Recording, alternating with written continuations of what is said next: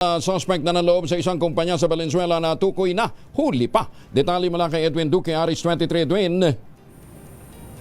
May po taga-Queen Angel, makarang matuntun ng Valenzuela Police ang suspect sa pagdanakaw sa isang kumpanya sa Valenzuela.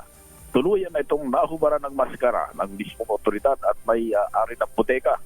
Kinilala ito ni Police Colonel Lexung Cayaban ang naarestong suspect na si Rodel Dinole na nasa likod umano ng panuloob kung saan ay tinangay dito dalawang laptop at cellphone sa bodega ng iba't ibang produkto.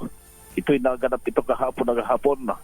Natuntun ang suspect sa pinalagad Balintad ako alas 2:39 ng madaling araw kung saan ay kinilala mismo ito by jail ng Human Resource Manager ng kumpanya na si alias Ella na siyang kumuha ng mga gadgets sa kanilang bodega.